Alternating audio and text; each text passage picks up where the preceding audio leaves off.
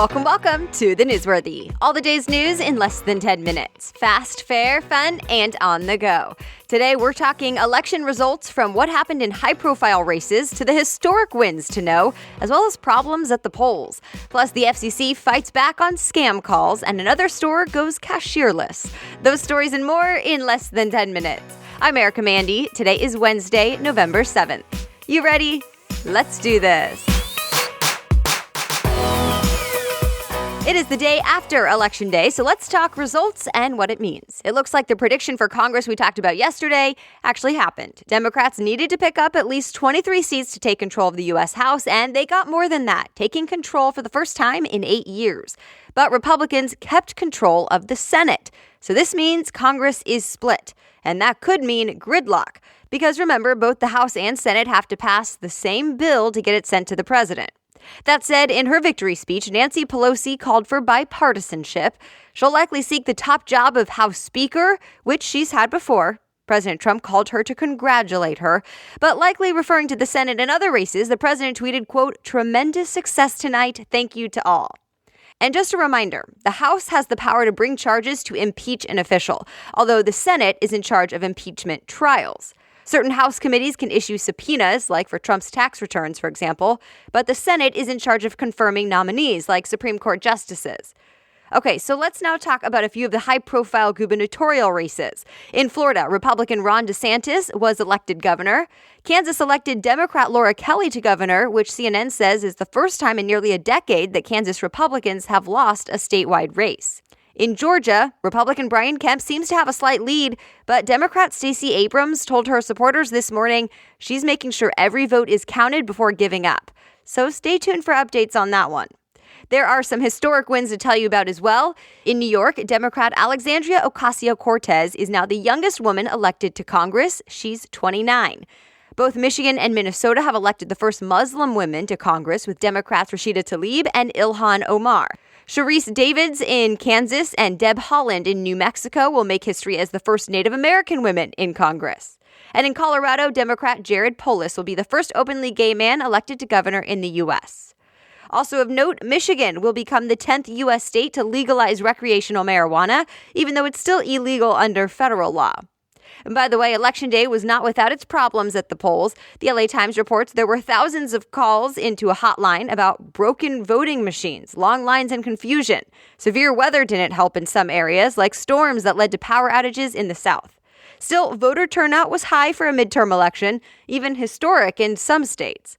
Of course, I've linked to articles about election results in today's show notes if you want to read more, and we'll be talking much more about the impact for weeks to come.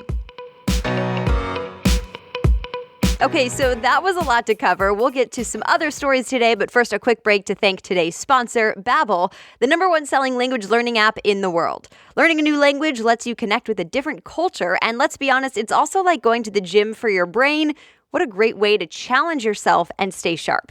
But it's not overwhelming to do it with Babbel. Babbel has short lessons, just 10 to 15 minutes, so you can make progress each day or week with small steps forward. And it focuses on real-life practical situations, so you're learning a language through the conversations you would actually have. Using Babbel, you can expect to be speaking your new language within just weeks, and you have a lot of options for which language you may want to learn. And there's a special offer for you. You can get 50% off your first 3 months by going to Babbel.com and using the promo code NEWS. Just go to Babbel.com, that's Babbel.com, and use the coupon code NEWS, N-E-W-S. Now, back to the news.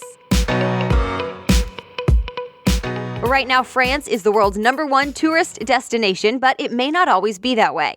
The AP cites a market research group that found China is on track to take over that #1 spot by the year 2030. The new report says there's a growing middle class in Asia looking to spend more on travel. Already, the number of trips in that region are expected to grow by 10% this year. A Chinese tech firm you've probably never heard of has come out with the world's first foldable phone, where it seems the screen actually folds in half. Tech Insider reports the company Royal gave journalists a first look at the new phone this week, and while it works, reviewers aren't totally thrilled. They said it's kind of bulky and makes a sound when it folds. On the other hand, Samsung is expected to show off its foldable phone as soon as today. The company has been teasing this concept for years, but we still don't have a lot of details about the final design. So stay tuned. Well, speaking of phones, are you sick of those scam robocalls yet? Well, the Federal Communications Commission, or FCC, is calling on them to end, and it's looking to wireless carriers to make them stop. TechCrunch reports the FCC sent letters to AT&T, Charter, Sprint, Verizon, and many more, and urged them to come up with a system to detect illegal caller ID spoofing. The FCC basically said either deal with it and be on track to take action next year, or the government will be stepping in and taking action itself. Right now, spam calls can make it seem like calls are local, but they're actually hiding the real numbers. A new call authentication system would essentially work to verify a number is actually coming from that number before it's allowed to go through. Another company is going cashier-less. CNET reports 7-Eleven now says it'll be testing a store in Dallas. That instead of cashiers and checkout lines, the 7-Eleven smartphone app would allow customers to scan and then pay for their items right from their phones. Remember, it was just last week that Walmart's Sam's Club said it'll also be testing a cashier-less store in Dallas. And the first to do it? Amazon with its Amazon Go convenience stores. Those are now in Seattle, Chicago, San Francisco, and soon, New York. Holiday sales in the U.S. this year are expected to hit $1 trillion for the first time. Yes, trillion with a T. CNBC says the season is from November 1st through the end of the year. Experts point to things like low unemployment and rising wages for the record sales prediction. If it hits $1 trillion, that'll be nearly 6% higher than last year.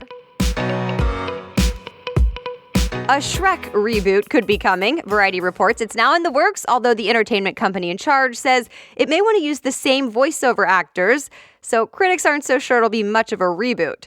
Variety also reports Netflix is investing a lot for 6 new animated projects, both film and TV, and Netflix apparently called on some of the most well-known in that industry to do it. Remember, Disney is gearing up for its own streaming service, so Netflix is likely preparing for more family-friendly competition. And that's it for today. Thank you for listening. And as always, if you want to read more about any of the stories we talked about, I list all the sources and story links for you in today's show notes. Just go to thenewsworthy.com, click episodes, and find today's date. The Newsworthy is ready for you every weekday by 4 in the morning, so I'll be back with more news tomorrow. Have a great day.